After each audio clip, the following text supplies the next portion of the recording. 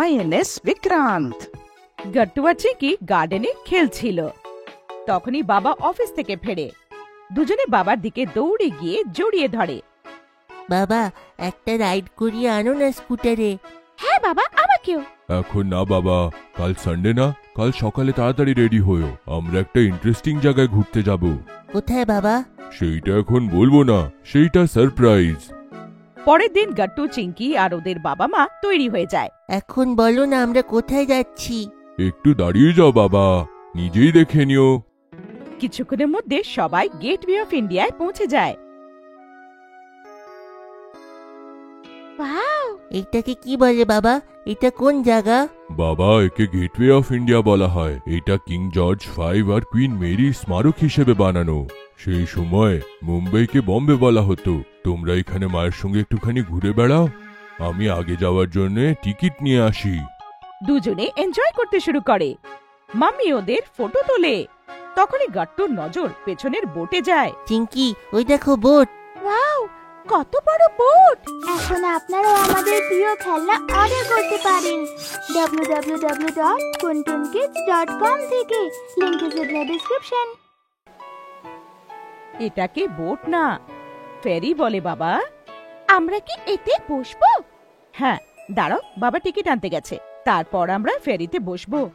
কিছুক্ষণ পর বাবা ফেরির টিকিট নিয়ে আসে আর সবাই এক এক করে ফেরিতে বসে পড়ে। ওয়াও, চারিদিকে শুধু জল আর জল। ওই দেখো চিঙ্কি, ফিশ জলে ঝাঁপ মারলো। দুজনে ফিশ দেখে জোরে হাততালি দিয়ে খুব আনন্দ করে। কত বড় এই বোটটা! আরে, আমরা তো এখন আরো বড় বোট দেখতে যাচ্ছি, এর থেকে 10 গুণ বড়।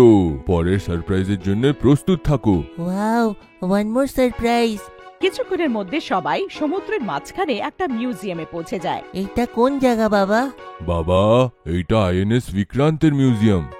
আইএনএস বিক্রান্ত, ওটা কি বাবা? এইটা ভারতীয় নেভির একটা মুখ্য জাহাজ। একে 1945-এ বানানো হয়েছিল। তখন একে এইচএমএস হারকিউলিস হিসাবে বলা হতো। পরে ইন্ডিয়ান নেভিকে বিক্রি করে দেওয়া হলো। নেভিতের কি নাম ছিল বাবা? নেভির জাহাজ আমাদের কোস্টাল লাইনকে রক্ষা করে বাবা। এর উপরে আমাদের নেভির সব সৈন্যরা থাকে, যারা আমাদের বাইরের প্রবলেমের থেকে রক্ষা করে। এর বিষয়ে ডিটেলে এইখানে লোকেরা বলবে। কিছুক্ষণ পরে সবাই লাইনে দাঁড়িয়ে পড়ে। চিঙ্কি, দুষ্টুমি করো না, চুপচাপ লাইনে দাঁড়াও। সবার টিকিট চেক হয়ে যায়। তারপর সবাই ভেতরে ঢুকে পড়ে। তখনই একটা লোক এসে পরিচয় দেয়। হ্যালো, আমি আশা করি এতদূর আপনাদের যাত্রা খুবই ভালো হয়েছে। আমি হলাম আপনাদের গাইড, যে বিক্রান্তের আপনাদের ট্যুর করাবে আর এদের ইতিহাসের ব্যাপারেও আপনাদেরকে বলবো। আপনারা আজকে একটা সুন্দর জাহাজকে সাক্ষী হতে চলেছেন। শুধু এই জিনিসটা মনে রাখবেন, এইখানের কোনো জিনিসকে আপনারা ছোবেন না, আর সেই জায়গাগুলোতে ক্যামেরা বন্ধ রাখবেন যেইখানে নিষেধ করা হচ্ছে, না হলে আপনাদের ক্যামেরা নিয়ে নেওয়া হবে। আপনাদের দিন শুভ হোক। এইটা শুনে গট্টু বাবাকে জব্দ করার মানে জিজ্ঞেস করে। আরে, নিয়ে নেওয়া হবে মানে ওরা নিয়ে রেখে নেবে। কখনো আর দেবে না? তার জন্য পেনাল্টি দিতে হয়, আর ডেটাও মুছে দেয় ওরা। এরম কেন বাবা? বাবা, এটা আমাদের দেশের সুরক্ষার সঙ্গে জড়িত আছে। এই গুরুত্বপূর্ণ জিনিসগুলো আমরা সোশ্যাল মিডিয়া কিংবা কোনো জায়গাতে শেয়ার না করতে পারি, তাই এরা ইনস্ট্রাকশন দেয়। ঠিক আছে বাবা। গাইড সবাইকে আগে নিয়ে যায়, অন্য লোকেরাও ওদের পেছনে যায়। আমি আপনাদের সকলকে আগে আইএনএস বিক্রান্তের ইতিহাসের ব্যাপারে বলে দিই। এর নির্মাণ ব্রিটেন করেছিল। এ 1961 থেকে 1997 অবধি চলেছে। তারপরে একে একটা মিউজিয়াম বানানো হলো, যাতে সবাই এটা দেখতে পারুক আর এর বিষয়ে সকলেই জানতে পারুক। তো এই কি এখন আর একদম কাজ করে না কাকু? এইটা তো আর চলে না, কিন্তু আরেকটা বিক্রান্ত নামের জাহাজ আছে, যেটা পুরোপুরি ভারতে তৈরি করা হয়েছে। ওটাকেও কি আমরা এখানে দেখতে পারবো? না মা, সেইটা এখন দেশকে সুরক্ষার কাজে আছে, সেইটা আমরা দেখতে পারবো না। ওতে ভারতীয় নেভি সব সৈন্যরা আছে, আর পুরো কোস্টাল এরিয়াকে ওরা দেখে। আপনারা ঘুরে এই এরিয়াটা দেখে নিন, আর 15 মিনিট পরে এইখানেই ফিরে আসবেন। ভারতের কোস্টাল লাইন এত বড় কি যে এত বড় বড় জাহাজ তার জন্য রাখতে হয় বাবা? হ্যাঁ বাবা, ভারতের 7000 কিলোমিটার সমুদ্র সঙ্গে জড়িত আছে।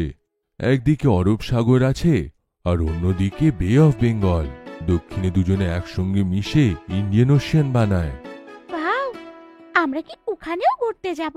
হ্যাঁ মা, খুব শিগগিরই আমরা দক্ষিণ ভারতে ঘুরতে যাব। কিছুক্ষণ পরে গাইড ফেরত আসে। আসুন এখন আমরা আগে যাই। বিক্রান্ত শব্দটা সংস্কৃত থেকে নেওয়া হয়েছে, তার মানে হলো সাহসী। ইংলিশে হলো কারেজিয়াস। এর আসল অর্থটাও সংস্কৃতে আছে। এই বিমানটা 1971-এ পাকিস্তানের বিরুদ্ধেতে লড়েছিল। একে মিউজিয়াম কে বানালো? এর আইডিয়াটা বিএমসির ছিল। এইটা সবথেকে ইউনিক মেরিটাইম মিউজিয়াম। আমার তো এসব শুনে কি মজা লাগছে। ভারতের কাছে এমন অনেক জাহাজ থাকবে না কাকু? এমন ছোট মোটো 150 বোট আর অনেকগুলোই সাবমারিন আছে আমাদের কাছে। যাই হোক, মিউজিয়ামে দেখার মতন সব ভাগ এখন শেষ হলো। আপনারা এখানে ঘুরুন, তারপরে এইটাকে দেখে নিন। আর 1 ঘন্টা পরে আপনাকে এক্সিট পয়েন্টে যেতে হবে। গাট্টু আর চিঙ্কি দৌড়ে দৌড়ে বিক্রান্তে ঘুরে বেড়াচ্ছিল। বাবা মাও এটা দেখে খুব খুশি হচ্ছিল। বাবা, আমিও বড় হয়ে ইন্ডিয়ান নেভি জয়েন করব।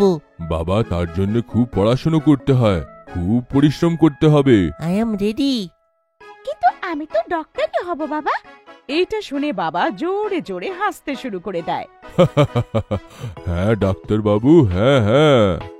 কিছুক্ষণ পরে সবাই বিক্রান্তে ঘোরাফেরা করে ফিরতে শুরু করে দেয়। গাট্টু চিনকে গেল দুবাই। কথায় আছে যে দেশ বিদেশে ঘুরলে আমাদের জ্ঞান আরো বাড়ে, নতুন কিছু এক্সপিরিয়েন্স করা যায়, আর এতে আমাদের বুদ্ধিও বাড়ে। পাসপোর্ট হওয়ার পর থেকেই গাট্টু চিনকে নিজের দুবাই ট্রিপের অপেক্ষায় থাকে। আর শেষমেশ সেই দিন এসে যায় আর দুজনে তৈরি হয়ে যায়। দুজনের প্যাকিং অলমোস্ট কমপ্লিট। তো বাবা মাকে বলে, সব টিকিট, ভিসা, পাসপোর্ট সাবধানে রাখবে। মা, এই কাজটা আমি করে নিচ্ছি। চিঙ্কি তার বউ সব ডকুমেন্টস একটা প্যাকে ভালো করে রাখে। তখন মা হেসে হেসে ওকে বলে, দারুণ চিঙ্কি। গাট্টু ক্যাব ডাকে আর সব জিনিস ক্যাবে রাখতে বাবাকে সাহায্য করে। তারপর পুরো ফ্যামিলি এয়ারপোর্টের দিকে রওনা হয়। রাস্তায় তো ওরা একটা এরোপ্লেনকে আকাশে উড়তেও দেখে। তো গাট্টু চিঙ্কিকে বলে, চিঙ্কি, কিছুক্ষণে আমরা একটা এরোপ্লেনে আকাশে উড়বো। দারুণ মজা লাগবে গাট্টু। তারপর ওরা এয়ারপোর্টে ঢুকে যায়। সিকিউরিটি চেকস আর বোর্ডিং এর অন্যান্য ফর্মালিটিস পুরো করে ওরা একটা বড় এরোপ্লেনে ঢুকে পড়ে। ওয়াও, এই প্লেনটা তো খুবই বড়। যখন প্লেন রানওয়েতে খুব ফাস্টে উড়তে লাগে, তখন গাট্টু চিঙ্কি এটা দেখে খুব এক্সাইটেড হয়ে যায়। আর নিমেষের মধ্যে প্লেন আকাশের উঁচুতে উড়ে যায় আর জানলা দিয়ে বাইরে সাদা মেঘ দেখা যেতে লাগে। দেখো চিঙ্কি, আমরা মেঘের মাঝখানে উড়ছি। কিছু ঘন্টার মধ্যে ওদের ফ্লাইট দুবাইয়ে ল্যান্ড করে। আর এয়ারপোর্ট থেকে হোটেল যাওয়ার পথে মা, বাবা, গাট্টু চিঙ্কি দুবাইয়ের উঁচু উঁচু বিল্ডিং দেখে অবাক হয়ে যায় আর খুব খুশিও হয়। হোটেলে এসে বাবা বলে, বাচ্চারা বিশ্রাম নিয়ে নাও, বিকেলে আমরা বুর্জ খলিফা দেখতে যাচ্ছি। ওয়াও, পৃথিবীর সবথেকে উঁচু বিল্ডিং। বিকেল হতে যখন মা, বাবা, গাট্টু চিঙ্কি বুর্জ খলিফা পৌঁছায়, তো বুর্জ খলিফার হাইট দেখে সবার চোখ ছানা বড়া হয়ে যায়। এমন মনে হচ্ছিল যেন বুর্জ খলিফায় চড়ে সোজা আকাশ ছোঁয়া যাবে। তো বাচ্চারা, কেমন লাগছে এই বুর্জ খলিফা? ও মাই গড, আমি যা ভেবেছিলাম এর থেকে অনেক বেশি অ্যামেজিং এই বিল্ডিংটা। সেদিন তো টিভিতে দেখে বিশ্বাস হচ্ছিল না যে কোনো বিল্ডিং এত লম্বা হতে পারে, কিন্তু আজকে তো চোখের সামনে দেখলাম। হ্যাঁ সোনারা, বুর্জ খলিফা 800 মিটার থেকেও বেশি উঁচু। চলো এবার ভেতরে যাই আমরা। আর এটা বলি মা, বাবা, গাট্টু চিঙ্কি বুর্জ খলিফার ভেতরে চলে যায় আর লিফটের ভেতরে গিয়ে সোজা অবজারভেশন ডেস্কে চলে যায়, যা লেভেল 125-এ ছিল, যেখান থেকে পুরো দুবাইয়ের একটা দুর্দান্ত দৃশ্য দেখতে পায় ওরা। এইটা কত ইনক্রেডিবল ভিউ না চিঙ্কি? হ্যাঁ রে গাট্টু, এখান থেকে তো কত বড় বড় বিল্ডিংস ছোট্ট ছোট্ট পুতুলের মতো লাগছে। বুর্জ খলিফার সেই না ভুলতে পারা দৃশ্য দেখার পর ওরা বুর্জ খলিফার সামনে ওরা দুবাই ফাউন্টেন শো দেখতে যায়।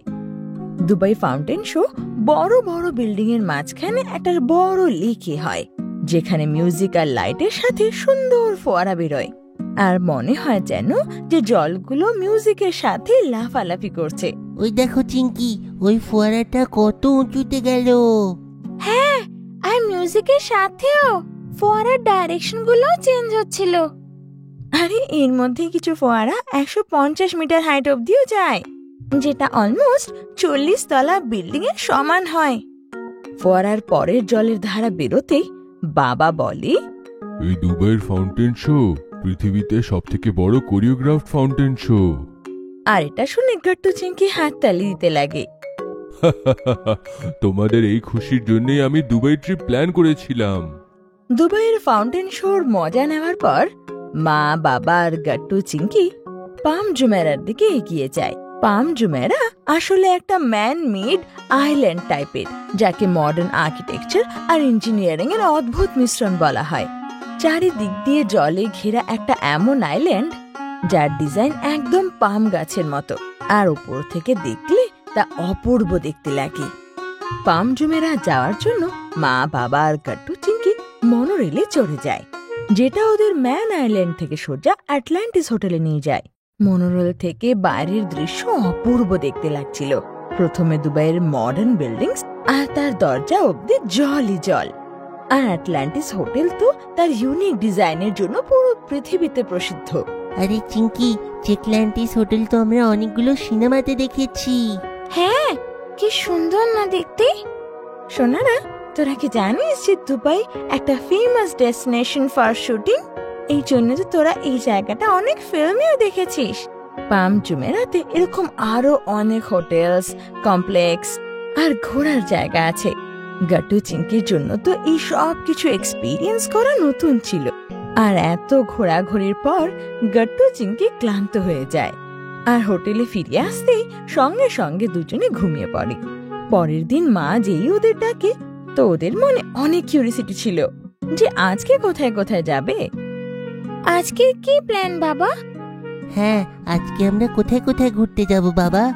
মা তখন হেসে বাবার দিকে দেখে। আজকে তো প্রথমত তোমার মাকে আমরা শপিং করাবো, তারপরে সকলে মিলে ডেজার্ট সাফারিতে যাব। আর শপিং করতে ওরা দুবাই মলে যায়, যেটা ওখানকার সব থেকে ফেমাস মল ছিল। ওখানে গিয়ে গাট্টু চিংকি দুবাই মলের সাইজ দেখে অবাক হয়ে যায়। এত বড় মল ওরা আগে কখনো দেখেইনি। তো ও মাই গড, এই মলটা কত বড়! যেখানে দেখছি শুধু মলটাই দেখতে পাচ্ছি। আরে ওটা দেখ, ওই বোর্ডে দুবাই মলের ব্যাপারে কিছু ইনফরমেশন লেখা আছে। গাট্টু চিংকি তখন কাছে গিয়ে পড়তে লাগে। এই মলটা তো 200টা ফুটবল গ্রাউন্ডের মতন বড়। দুবাইতে সব জিনিসই কি এত উঁচু, লম্বা আর বড় হয় নাকি? আমরা যদি সারাদিনও এখানে ঘুরি না, এই মল ঘুরে শেষ করতে পারবো না। এই দুবাই মলে পুরো 1200টা রিটেল স্টোর আছে। আর দুবাই মল পৃথিবীর সব থেকে ফেভারিট শপিং ডেস্টিনেশনের মধ্যে একটা। মা সেখান থেকে বেশ ভালো শপিং করে। বাচ্চা, বাবা, রিলেটিভস সবার জন্য কিছু না কিছু নিয়ে নেয়। ঘর সাজানোর জিনিসপত্র। মার তো শপিং করতে বেশ মজা লাগছিল। গাট্টু চিংকিও একটা টয় স্টোর্স থেকে ওদের জন্য খেলনা নেয়, আর বাবা নিজের জন্য একটা ই বুক রিডার নেয়। আর তারপর সময় আসে ডেজার্ট সাফারির। বুর্জ খলিফার বা এটাই অনবদ্য জিনিস যা গাট্টু চিংকি এক্সপিরিয়েন্স করে, আর সেটা হলো ডেজার্ট সাফারি। একটা বড় এসইউভিতে বসে মা, বাবা আর গাট্টু চিংকি দূরে বিস্তৃত মরুভূমিতে চলে যাচ্ছিল। স্যান্ড ডিউনসের উঁচু নিচু খাড়া স্লোপে যখন ড্রাইভার গাড়ি ঘুরিয়ে দিত, তখন ভয় আর এক্সাইটমেন্ট একসাথে হতো। আমার তো খুব ভয় করছে, গাড়ি পাল্টে যাবে না তো? আরে ভয় পেও না চিংকি, এইটাই তো ডেজার্ট সাফারির মজা। হ্যাঁ, এই ড্রাইভাররা খুবই এক্সপিরিয়েন্সড, এত সহজে গাড়ি পাল্টাবে না। স্যান্ড ডিউনসে এসইউভি রাইডের পর ওরা সবাই মরুভূমিতে অ্যাডভেঞ্চার রাইড করতে লাগে। গাট্টু চিংকি তো ওখানে স্যান্ড বোর্ডিং ট্রাই করে, আর মা বাবা সেখানে কোয়াইট বাইকিং এর মজা নেয়।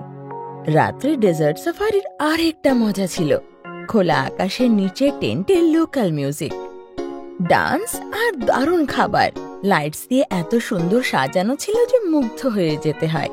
আর অ্যারাবিক মিউজিকের তালে নাচ গান সবকিছু যেন অনবদ্য, যেন অন্য কোনো পৃথিবীতে আছে। আর গাট্টু চিংকি সব থেকে বেশি মজা এই ডেজার্ট সাফারিতেই করে। যখন ট্রিপ শেষ হয়ে আসে আর গাট্টু চিংকি মা বাবা ইন্ডিয়ার জন্য রওনা হয়, তো গাট্টু চিংকি খুব খুশি ছিল। সব কিছু কত দারুণ ছিল। দুবাই দারুণ জায়গা। হ্যাঁ, এই দুবাই ট্রিপ আমার সবসময় মনে থাকবে। আপনাদের যদি আমাদের ভিডিও ভালো লেগে থাকে তো আমাদের ভিডিওকে লাইক করুন, কমেন্ট করুন আর সাবস্ক্রাইব করুন।